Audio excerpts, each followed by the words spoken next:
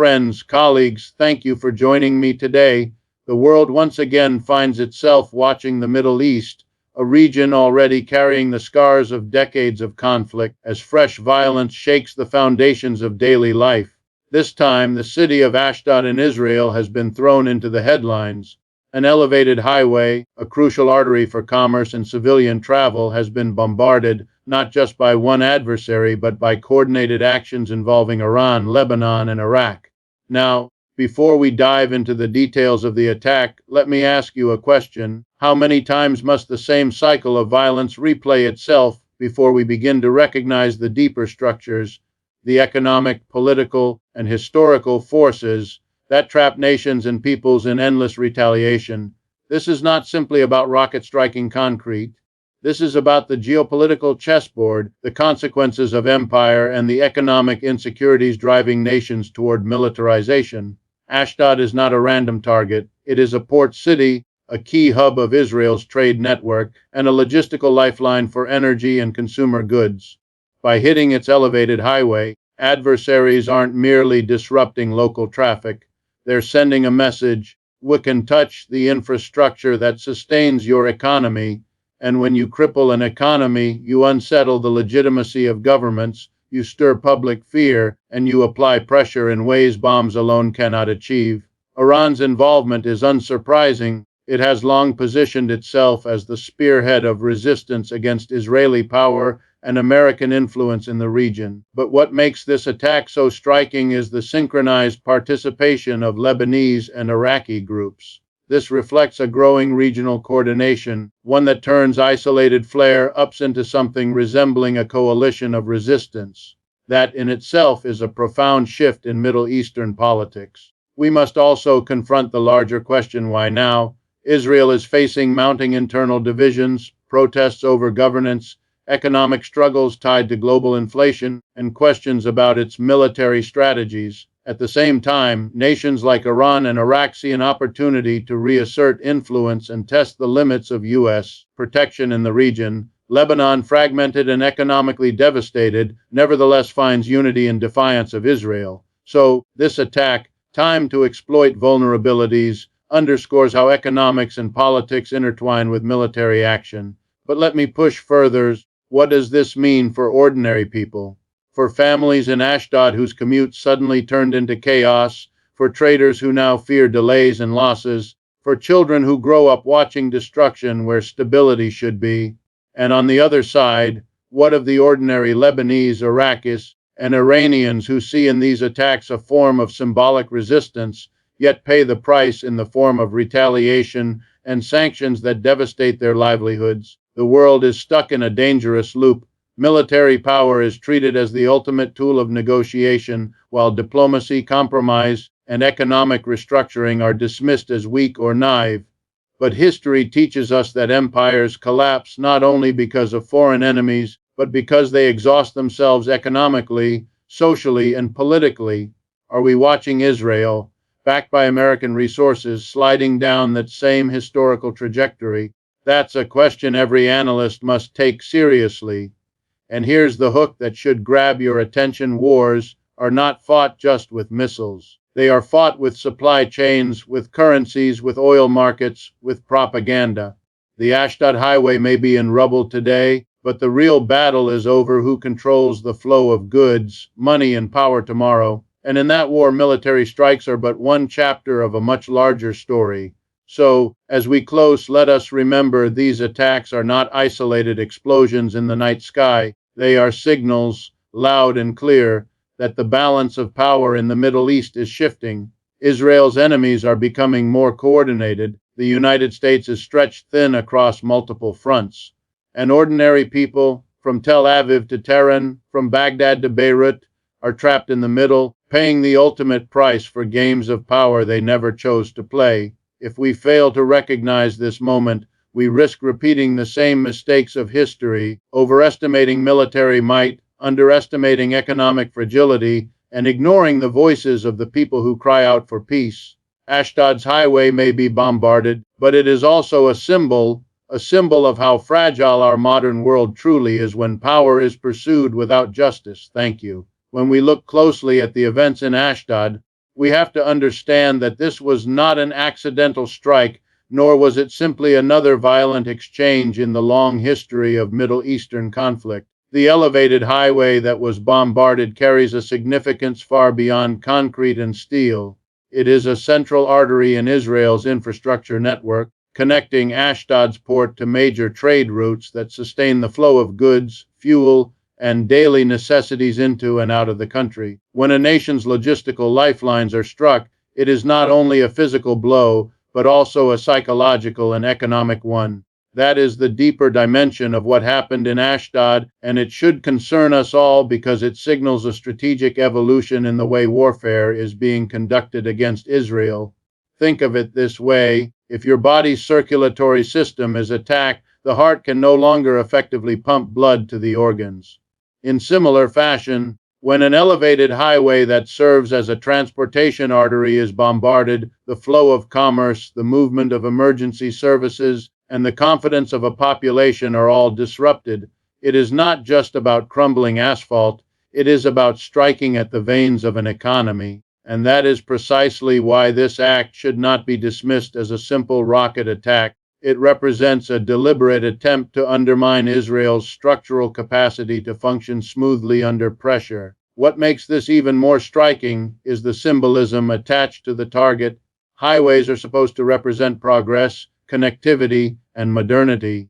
They are the lifelines that tie cities together, that allow goods from ports to reach supermarkets, factories, and hospitals. By bombing such a structure, the attackers are not merely disrupting traffic, they are broadcasting a message that Israel's modern achievements, its infrastructure of daily life, can be penetrated and broken. It is a form of psychological warfare aimed not only at the military or government, but at every ordinary citizen who relies on that highway to live their daily life. Here is where the hook lies. Warfare in our century is no longer fought exclusively on battlefields by armies facing one another across clearly drawn lines. Instead, it is waged against the very systems that keep a society functioning, attacking a power grid, sabotaging internet connectivity, or, as in this case, bombing a major highway. These are acts designed to destabilize without necessarily destroying in the traditional sense. They exploit vulnerabilities that modern nations depend upon and rarely expect to see under direct assault. It is important to note that this attack did not randomly target Ashdod. Ashdod is one of Israel's most significant ports, responsible for a substantial portion of the country's maritime trade. By striking the elevated highway connected to this port, the attackers are not only limiting civilian mobility, but also signaling their ability to disrupt the flow of goods essential for Israel's economy. Picture the ripple effect: delayed shipments, rising transportation costs, shortages in certain products, nervous investors, and anxious consumers. Suddenly, an act of war transforms into a form of economic sabotage, with consequences that spread far beyond the physical site of the explosion. This is also a test of perception. Citizens who see their infrastructure bombarded begin to question the security guarantees they are told exist. They begin to ask whether their government can truly protect them. Confidence in leadership erodes when ordinary people feel that vital parts of their daily life are exposed and vulnerable. And once fear enters the equation, political instability often follows. That is why infrastructure is increasingly becoming a preferred target. It delivers maximum psychological and political effect at relatively low military cost. Consider how carefully chosen the symbolism was here. Highways are supposed to embody connection, speed, and the free movement of a modern economy. By attacking one, the adversaries are saying, "We can choke your movement, we can sever your connections, and we can slow your economy." It is a message written not only in rubble, but in the minds of millions watching the images broadcast across television and social media. It is meant to echo far beyond Ashdod, into every Israeli household, and indeed across the entire region. And let us not forget the international implications. Investors and foreign governments watch such events closely. If a key Israeli city's infrastructure can be struck, then confidence in Israel's stability as a reliable trade partner or as a regional hub comes under question. That has consequences in the realms of finance, diplomacy, and military planning. In that sense, The bombed highway is not just a scar on Israel's landscape, it is a signal sent to the wider world about shifting balances of vulnerability and power. This is why I emphasize the true battlefield today is not only geographic but structural. It is about who controls the veins and arteries of economies, who can sustain daily life under pressure, and who can exploit the weaknesses inherent in modern interdependence. The Ashdod attack is not simply an explosion, it is a warning, a demonstration that warfare in the 21st century has moved into the very infrastructure that defines modern living.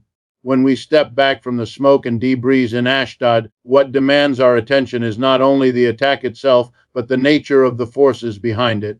For years, Israel has dealt with isolated threats, rockets from Gaza, occasional strikes from Hezbollah in Lebanon, cyber attacks possibly linked to Iran. Each was disruptive, yes, but each could be compartmentalized and addressed in relative isolation. What we are now witnessing, however, is something far more troubling, a coordinated effort involving Iran, Lebanon, and Iraq acting in unison, or at the very least in parallel alignment, against Israel. This is not the same old story of fragmented hostility. This is a shift toward coalition resistance, and it signals a profound transformation in the region's political and military landscape. Think about the difference between swatting away one hornet versus confronting an entire swarm. Israel has the resources and military experience to deter or retaliate against a single adversary, but when multiple actors synchronize their strikes, whether directly commanded or simply aligned through shared interests, the cost of response rises exponentially. This is the strategic weight of the Ashdod attack. It was not just a missile strike, it was a demonstration of collective will, and the message embedded in that action is crystal clear. Israel may be strong, but it cannot fight everyone at once without stretching itself thin. Iran's hand in this should surprise no one. For decades, it has nurtured malicious proxies and political alliances across the region precisely to build a network capable of encircling Israel. Lebanon's Hezbollah is the most visible example, but Iraqi factions, empowered by years of U.S. intervention and subsequent instability, have also grown into powerful players aligned with Tehran. The Ashdod attack shows that these ties are no longer dormant, they are operational, alive, and increasingly coordinated. This is the hook that should capture your attention. For the first time in years, Israel faces not scattered sparks but the threat of a regional fire. Lebanon's role is equally symbolic. Despite its internal collapse, economic breakdown, political paralysis, and mass migration, Hezbollah still maintains military strength and ideological focus. To participate in this strike, or at least align with it, demonstrates that even a country in crisis can channel its suffering into defiance against Israel. Iraq, on the other hand, adds a new dimension. Long seen as fractured and consumed by its own instability, its involvement, whether direct or through affiliated militias, shows how deeply Iran's influence has penetrated and how easily the Iraqi stage can be drawn into larger regional conflicts. What is most dangerous for Israel is the psychological impact of this emerging coalition. If Iran, Lebanon, and Iraq can act in coordination today, what prevents others from joining tomorrow? Could Yemen's Houthis, already armed with long-range drones and missiles, decide to participate? Could Palestinian factions amplify the pressure by escalating from within? Suddenly, Israel's much-vaunted Iron Dome and advanced air defenses begin to look less like impenetrable shields and more like nets with too many holes to cover at once. The danger here is not just military, it is existential in perception. A nation surrounded by multiple coordinated adversaries begins to wonder not if, but when the next wave will strike. This coordination also reshapes global politics. Israel's security has long rested on the assumption that, with American backing, it could manage regional threats one by one. But the Ashdod incident suggests that this calculus may be outdated. If adversaries across borders can synchronize their strikes, then even the United States will struggle to respond effectively without being drawn into yet another prolonged conflict. The cost of deterrence rises, and with it, the risk of escalation spirals. Here's where the story hooks us all. The Ashdod attack is not just about missiles, it is about messaging. Iran and its allies are telling the world, We can coordinate, we can strike multiple points, and we can force Israel to rethink its security doctrines. That is an alarming development, not only for Israel but for the stability of the entire Middle East. It is one thing to manage a single border conflict. It is quite another to confront a coalition that transcends borders, religions, and national politics. At its core, this is about shifting balance. Power in the Middle East has always been fragile, but it has now entered a phase where alliances against Israel are no longer theoretical, they are being demonstrated in real time. And the more these actors coordinate, the more they normalize collective resistance, the harder it becomes for Israel to reassert dominance without risking a full-scale regional war. This is why the Ashdod bombing cannot be read simply as a local incident. It is a sign of the times fragmented hostilities are giving way to organized pressure. The region is not just producing random adversaries but forming networks of cooperation that aim to box Israel in economically, militarily, and psychologically. And once such coalitions take root, they rarely dissolve, they deepen, they adapt, and they prepare for the next stage. When examining the bombardment of Ashdod's elevated highway, we must look beyond the immediate spectacle of rockets and collapsed concrete. What truly lies beneath is the logic of economic warfare. Modern conflicts are not fought only with missiles, tanks, or drones. They are waged through the deliberate disruption of trade, the manipulation of supply chains, and the targeting of infrastructure that keeps a nation's economy alive. This is what makes the attack so telling. It was not just an act of violence, but a strike at the beating heart of Israel's economic system, carried out with the intent of undermining confidence, disrupting flows of commerce, and sending a chilling message: your prosperity is not secure. Ashdod is not just another Israeli city. It is home to one of the most important ports in the country, responsible for handling a massive portion of imports and exports. From oil tankers to cargo containers filled with consumer goods, Ashdod's port connects Israel to the global marketplace. The elevated highway that was struck is a critical link in that chain, moving goods from the port into Israel's commercial arteries. By striking it, the attackers are not simply damaging infrastructure, they are creating a choke point that delays deliveries, raises costs, and causes ripple effects throughout the economy. Imagine trucks lined up for miles, shipments stranded, supermarkets waiting for supplies, factories running short of materials. That is how a single act of violence can magnify into a nationwide economic disruption. And here is the hook: this is not new. History shows us that economies often become the true battlefields in times of war. During World War II, nations bombed factories, railroads, and ports precisely to break the enemy's capacity to sustain itself. Today in Ashdod, we are seeing that same logic applied in the 21st century in real time.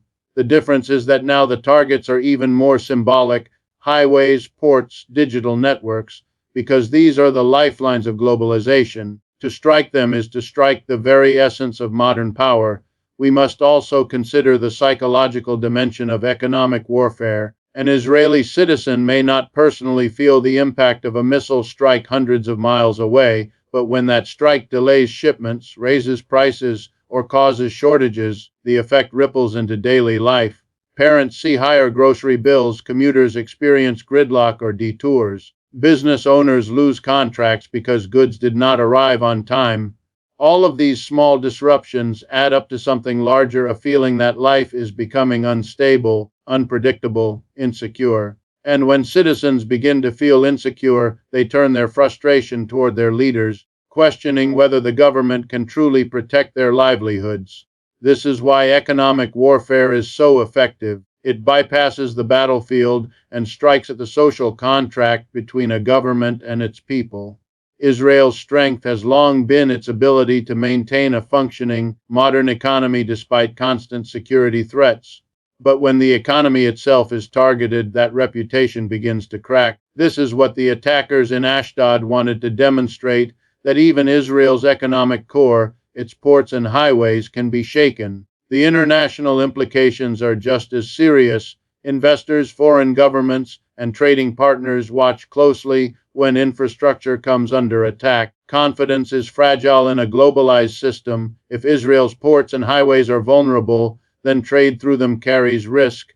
Insurance costs rise, investors hesitate, diplomatic allies begin to worry about supply stability. The economic battlefield stretches far beyond Ashdod. It extends into global markets, into boardrooms, into foreign ministries that must now reassess their calculations. This event also exposes the delicate balance of power and economic interdependence. Israel relies heavily on imported goods, energy, and technology. Disrupting the flow of these imports, even temporarily, is enough to remind the public of just how dependent modern life is on uninterrupted logistics. And that dependence becomes a weapon in the hands of adversaries. They know they cannot defeat Israel in a conventional sense, but if they can disrupt its economy, if they can instill doubt in its future stability, then they have achieved something far more potent than a battlefield victory. Here lies another hook. Wars today are not always won by who has the largest army or the most advanced fighter jet. They are won by who can control the flow of goods, who can weaponize supply chains, who can make their adversary's economy bleed slowly and painfully. The Ashdod attack is part of this broader trend, where missiles are aimed not just at buildings, but at the trust that keeps an economy moving. In this sense, the bombing of the elevated highway is a warning shot to Israel and to the world. It tells us that the next great battles may not be fought in deserts or skies, but in shipping lanes, trade hubs, and infrastructure grids. It forces us to ask, what happens when the true weapon of war is economic paralysis and the true casualty is public confidence? As the Middle East continues to erupt in violence, Israel finds itself at a critical juncture. The attack on Ashdod's elevated highway came at a time when the country was already facing significant internal pressures. In recent months, Israel has witnessed widespread protests, economic struggles, and a growing sense of disillusionment among its citizens. These domestic challenges are not simply side issues, they are crucial elements that adversaries in the region are watching closely, and they are being exploited to weaken Israel's overall resolve. One of the most pressing issues is the internal political strife that Israel has been grappling with. Over the past year, the nation has seen mass protests against government policies, most notably over judicial reforms and the perceived erosion of democratic freedoms. These protests have involved people from all walks of life: doctors, lawyers, teachers, students, and even military reservists. The very fabric of Israeli society has begun to fray, with increasing numbers of citizens questioning the direction of their government. These fractures within Israel's own political and social system have created vulnerabilities that outside forces are now exploiting. The attack on Ashdod, therefore, should be understood within this context of domestic instability. The timing of the assault was no accident. It comes at a moment when Israel is already struggling to maintain internal cohesion and manage the growing unrest within its borders. When a country is divided from within, it is easier for external enemies to capitalize on those divisions, making it harder for the government to project strength or unity. This is why the attack was so effective, not just in terms of its physical damage, but in its ability to further undermine the legitimacy of the Israeli government in the eyes of its citizens. Moreover, Israel's economic struggles are also contributing to this sense of insecurity. Rising costs of living, inflation, and a widening gap between the rich and poor are creating growing dissatisfaction among the population. Many Israelis feel that their government is unable to protect their standard of living, and this frustration is leading to a growing sense of vulnerability. The Ashdod attack only exacerbates these economic anxieties. As shipments are delayed and trade routes are disrupted, the cost of living is further strained. This creates a vicious cycle. The more Israel's economic systems are disrupted, the more angry and anxious the population becomes, which in turn makes the country more vulnerable to external threats. This vulnerability is not lost on Israel's adversaries. The timing of the Ashdod attack seems designed to destabilize Israel at its most fragile point. With internal divisions growing and the public increasingly disillusioned with the government's handling of both domestic and external issues, The attackers sought to deepen that divide. When people feel insecure about their livelihoods, they become more susceptible to fear and panic. This fear, once triggered, can fuel greater public support for more aggressive military actions or draconian government measures, which in turn only further divides society. The hook here is the psychological impact of this attack. It is not just about the physical damage to infrastructure or the cost of reconstruction. It is about the emotional and psychological toll it takes on the Israeli population. When a nation is already facing political upheaval and economic hardship, the threat of external violence, especially one aimed at disrupting daily life, can feel like the breaking point. The Ashdod attack was a calculated move to reinforce the idea that Israel is under siege, that its internal fractures are being mirrored by external aggression, and in times of crisis, governments often turn inward, focusing on military responses rather than addressing the root causes of discontent within their borders. This situation also begs the question, how much longer can Israel hold together under such pressure? The attack on Ashdod wasn't just a strike against a highway, it was a strike against the very notion of Israeli security. It was a reminder that no matter how advanced Israel's military capabilities are,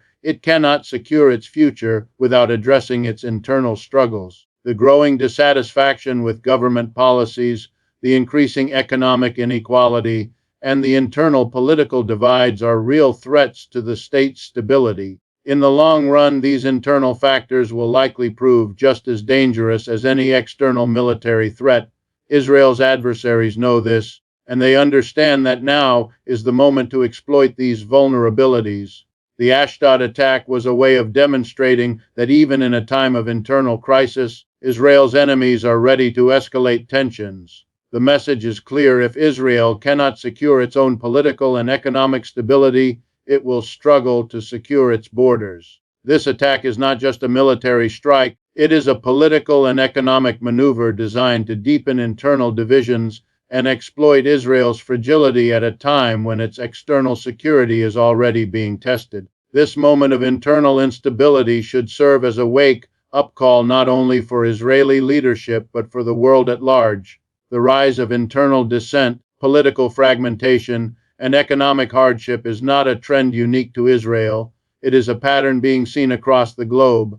From Europe to the United States, many nations are grappling with their own political and economic divisions. The Ashdod attack serves as a stark reminder that when a nation's internal systems begin to crumble, external forces are quick to take advantage. The time for Israel, and indeed for all nations, to address these internal fractures is now. The Ashdod bombing cannot be separated from the broader question of U.S. influence in the Middle East. For decades, Israel's security has been tied directly to Washington's political, military, and financial backing. Every Israeli citizen knows that the Iron Dome, the advanced fighter jets, and much of the intelligence capacity have been built not only by domestic innovation, but through American funding and technology transfer. This partnership has been one of the cornerstones of U.S. foreign policy, presented as unshakable and permanent.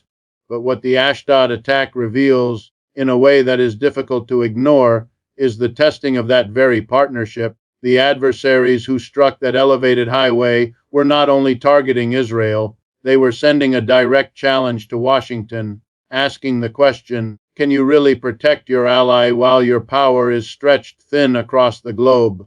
The timing of this test is critical. The United States finds itself embroiled in multiple theaters of tension, from the ongoing war in Ukraine to rising instability in East Asia, where China and Taiwan remain flashpoints. Domestically, Washington faces deep polarization, budget battles, and questions about how much more the American public is willing to sacrifice for wars abroad. Into this mix comes a coordinated strike against Israel, carried out by Iran, Lebanon, and Iraq, actors long opposed to both U.S. dominance and Israel's regional hegemony. They are probing the limits of American influence, measuring whether Washington can continue to act as the global policeman it once claimed to be. Here is the hook: the Ashdod attack is not just a missile strike, it is a stress test of empire. It is as if Iran and its allies are pulling at the edges of the American fabric in the Middle East. checking to see if it tears. If Washington rushes to support Israel with overwhelming force, it risks spreading itself even thinner, weakening its posture in Asia and Europe. If it hesitates, adversaries across the world may read hesitation as weakness, emboldening them to take further risks. This is the strategic bind that the Ashdod attack has created, and it is why this incident resonates far beyond Israel's borders. The attackers also understand that U.S. influence is not what it once was. After 2 decades of war in Iraq and Afghanistan, the American public is wary of foreign entanglements. Each new conflict raises the question of cost: trillions already spent, thousands of lives lost, and yet the promised stability never materialized. For many Americans, the idea of another escalation in the Middle East feels like history repeating itself. Adversaries know this, and they are gambling that the U.S. cannot mobilize the same levels of political will and public support that it once could. By striking Ashdod, they are forcing Washington to confront that uncomfortable truth. At the same time, Israel's dependence on the United States has its own consequences. Every time infrastructure is bombarded, every time a port or highway is disrupted, the question arises: where is Washington? Why did American power not deter this? Why did American support not prevent this? For Israeli citizens, these questions breed unease, and for adversaries, they represent opportunity. The credibility of the U.S.-Israel alliance is not measured in speeches or signed agreements. It is measured in whether Israel can actually remain secure under that alliance. The Ashdod attack is a way of exposing the fragility of that credibility. The broader global audience is also watching. Nations that sit on the fence between U.S. and rival blocs, such as in Africa, South America, and Asia, are evaluating how Washington responds. If they see hesitation, if they see Israel left exposed, they may calculate that U.S. protection is no longer as reliable as it once seemed. This has direct consequences for the global balance of power, because alliances are often based not on sentiment but on perception of strength. The Ashdod incident is a real, world demonstration that strength is no longer absolute, that even the most supported ally can be made vulnerable. Another critical dimension is economic. The United States provides billions annually to Israel, much of it in military aid. Yet if that military aid cannot prevent coordinated strikes, then adversaries have effectively shown that money alone cannot buy security. And with Washington facing budget crisis and growing debt, every dollar sent abroad is increasingly scrutinized at home. The Ashdod attack, therefore, also functions as a domestic wedge issue in the United States, fueling debates about whether unconditional support for Israel remains sustainable. That debate is exactly what adversaries want to ignite, because it chips away at the political consensus that underpins the U.S.-Israel partnership. This is why the Ashdod bombing must be seen not as a localized act of destruction, but as part of a much broader chess game. It tests Washington's reach, challenges the perception of American omnipresence, and forces a reassessment of whether the United States can still deliver on its promise to protect allies in a world where its power is contested on multiple fronts. The attackers are betting that the answer may increasingly be no. When we turn our attention to the human cost of this ongoing escalation, the story suddenly shifts from maps, missiles, and strategies to something much more intimate and devastating. Consider for a moment the commuters on that elevated highway in Ashdod, individuals heading to work, to school, to visit family. In one split second, the mundane rhythm of their lives was shattered by an event far beyond their control, decided in closed rooms by political leaders and military strategists. That, right there, is the human dimension of geopolitics, the way decisions taken in Tehran, Beirut, or Baghdad ripple outward until they land squarely in the lives of ordinary people who had no say in the matter. And the hook here, the part we must hold on to, is this: while governments talk about deterrence, retaliation, and national security, human beings experience fear, trauma, and loss. This cyclical violence is not new, and that is what makes it all the more tragic. Each round of conflict in the Middle East is often framed as the last straw or a turning point. But what we actually see is a pattern. Israel responds with airstrikes, militias retaliate with rockets or drones, and the international community issues statements of concern. But the civilian on the ground, whether Israeli, Lebanese, Iraqi, or Iranian, remains trapped in a world where peace is spoken of as an aspiration, while war is lived as an everyday reality. The children in southern Israel, who now grow up hearing sirens and running to shelters, are mirrored by children in Lebanon, who grow up under the shadow of Israeli jets overhead. Both sides learn the language of fear before they even learn the alphabet. That is how cycles are sustained, through generations conditioned to normalize conflict. Economists and historians alike remind us that wars are rarely just about military strength. They are also about narratives about who controls the story of victimhood, resistance, and survival. In this case, Iran, Lebanon, and Iraq can frame their strike as an act of resistance against an occupying power, while Israel frames its suffering as proof of the existential threats it faces. Each story has truth in it, but neither story addresses the reality that it is civilians, ordinary shopkeepers, farmers, taxi drivers, who suffer the fallout. The hook we must not lose sight of here is that while leaders argue over legitimacy, legitimacy itself means little to the mother who lost her child in the bombing, or to the young man injured while driving on that elevated highway. Another way to understand the human cost is to see how fear erodes communities. A city like Ashdod, which relies on its port and its transport networks, now faces not just physical damage but psychological scars. People will think twice about taking that route. Businesses will rethink investing in regions that appear unstable. In Lebanon and Iraq, families brace themselves for the inevitable Israeli retaliation. They know from decades of experience that their fields, neighborhoods, or schools may once again become collateral damage. When fear becomes routine, people stop planning for the future. They live in the immediate present, waiting for the next siren, the next strike, the next funeral. And this is not confined to one side of the border. In Iran, too, there are ordinary people watching their government take bold actions, but wondering what price they will eventually pay. They know sanctions will tighten, that their economy will weaken, that jobs will disappear. For them, the bomb that fell in Ashdod is not a victory, it is a prelude to greater hardship. That is the cruel irony of geopolitical theater. The people applauding in parliament are not the ones rationing food, medicine, or electricity. The people making the speeches are not the ones trying to calm a terrified child in the middle of the night. There is also the matter of displacement, a phenomenon that often goes unnoticed until it reaches crisis levels. Every strike, every escalation pushes more people out of their homes, either temporarily or permanently. Refugee camps in Lebanon, already overflowing, brace for more arrivals. Communities in Israel, particularly near the border, face waves of internal displacement, and with each new wave, the region becomes further fractured, societies further polarized, mistrust further entrenched. This human tide is not a side story, it is the main story. Wars redraw maps, yes, but they also redraw the intimate geography of people's lives, scattering them away from the places they once called home. So we must ask ourselves, who benefits from this cycle, and who suffers?